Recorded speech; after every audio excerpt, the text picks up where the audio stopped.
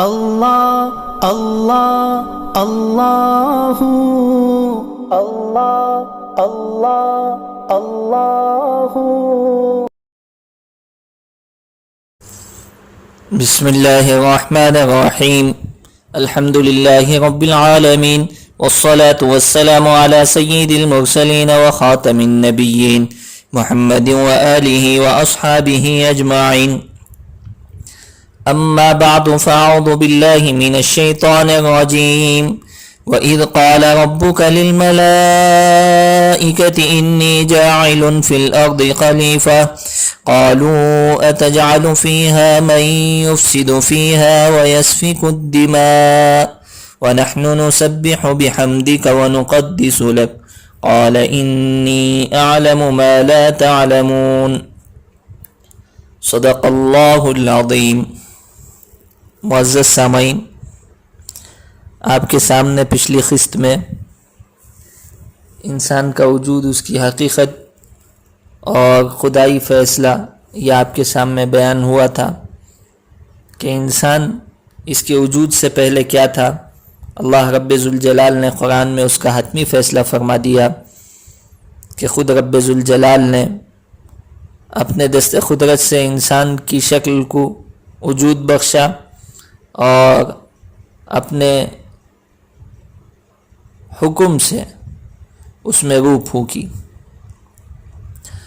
الغرض جب اللہ تعالیٰ نے ابو البشر حضرت آدم علیہ السلام کو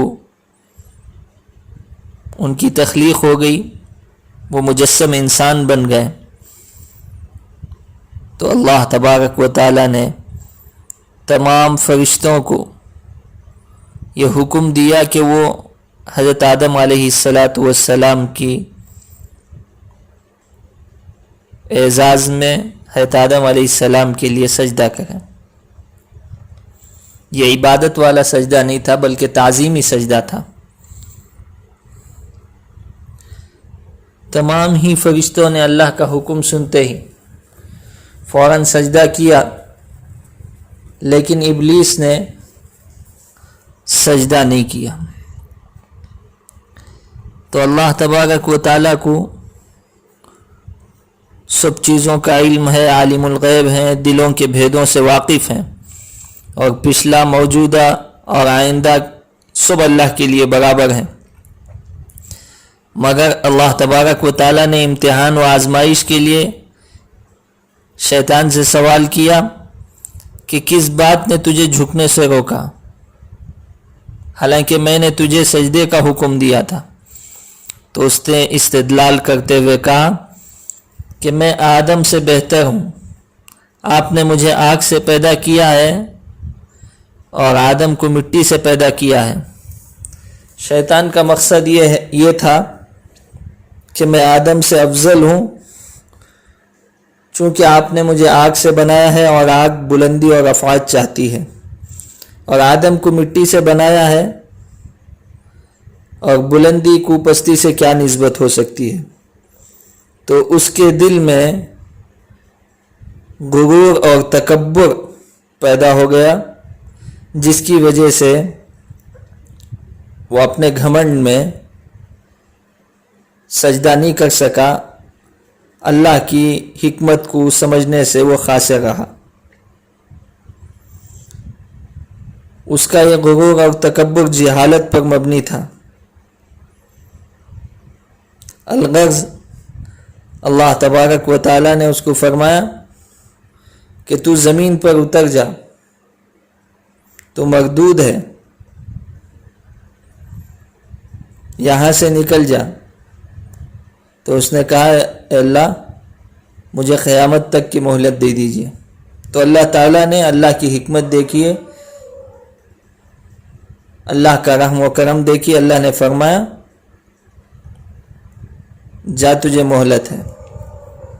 تو اس نے کہا اب جب میں ذلیل ہوا ہوں آدم کی وجہ سے، تو اس کی نسل کو بھی میں گمراہ کروں گا اور سیدھے راستے سے ہٹاؤں گا اور جہنم میں دھکیل دوں گا۔ تو اللہ نے فرمایا میرے مخلص بندے تیرے بہکاوے میں نہیں آ سکتے۔ الغرض شیطان رجیم آدم کی اولاد کو بہکانے کی قسم اللہ کے سامنے کھائی۔ اللہ تبارک و تعالیٰ نے بھی اس وقت کہا کہ میرے مخلص اور فرمانبردار اور مطیع بندے جو ہوں گے، جن کے اندر ایمان کا ذرہ اور ایمان کی شعاع ہوگی، وہ تیرے بہکاوے میں کبھی بھی نہیں آ سکیں گے۔ الغرض وہاں سے اس نے کوشش کی، حضرت آدم کے پاس گیا، بہکا نہیں سکا، بیوی حضرت حوا کے پاس گیا اور کسی طرح پھسلا کر اللہ نے جس چیز سے منع کیا تھا اس درخت کے قریب لے جا کر اس درخت کا استعمال کرنے پر مجبور کر دیا، ذریعہ بیوی کو بنایا۔ الغرض جو اللہ کے ازلی فیصلے میں ہونا طے تھا وہ ہوا، ان کے کپڑے اتر گئے اور اللہ نے فرمایا کہ تم زمین میں اتر جاؤ۔ اچھا، یہ تمام کا تمام واقعہ ہوا انسانیت کے ساتھ، تمام ہی انسانوں کے ساتھ، بالخصوص مومنین کے ساتھ اس کی دشمنی لگی ہوئی ہے۔ وہ ہمارے اعمال کا اور ہمارے اعمال کو تباہ کرنے کے پیچھے لگا ہوا ہے، اس کی دشمنی ہمارے ساتھ لگی ہوئی ہے۔ اللہ نے بھی قرآن مجید میں فرمایا کہ دیکھو تمہارا وہ کھلا ہوا دشمن ہے، اس کی دشمنی ظاہر ہے، کوئی ایک ہے جو چھپ کر دشمنی کرتا ہے، جس کی دشمنی کا کسی کو علم نہیں ہوتا، لیکن شیطان تمہارا ایسا دشمن ہے کہ یہ کھلم کھلا تمہارے سے دشمنی کیا ہے، وہ بھی رب ذوالجلال کے سامنے۔ اس کی مجال دیکھیے، ہمت دیکھیے۔ اب اللہ تبارک و تعالیٰ نے شیطان کو بھی چھوڑ دیا ہے، انسانوں کو بھی چھوڑ دیا ہے، صحیح راستہ بھی بتا دیا ہے، اور اسی طرح شیطان سے انسانوں کو آگاہ بھی کر دیا ہے۔ کہا کہ یہ گمراہ ہے اور تم کو راہ راست سے ہٹا دے گا، جہنم والے راستے پر لے جائے گا۔ اب انسانیت کے اختیار میں ہے، بس میں ہے، اللہ جس کو توفیق دے۔ جو انسان کوشش کر کے راہ راست پہ آنا چاہتا ہے، اللہ تبارک و تعالیٰ اس کی کوشش کو قبول کرتے ہیں، باراور کرتے ہیں، اور جو نہیں چاہتا ہے اللہ ہی اس کی حفاظت فرمائے۔ اگلی قسط میں ہم انشاءاللہ ان واقعات سے حاصل ہونے والے سبق کو آپ کے سامنے بیان کریں گے۔ اللہ تعالی ہم تمام کو شیطان کے مکر و فریب سے محفوظ فرمائے۔ آمین۔ وآخر دعوانا ان الحمد للہ رب العالمین۔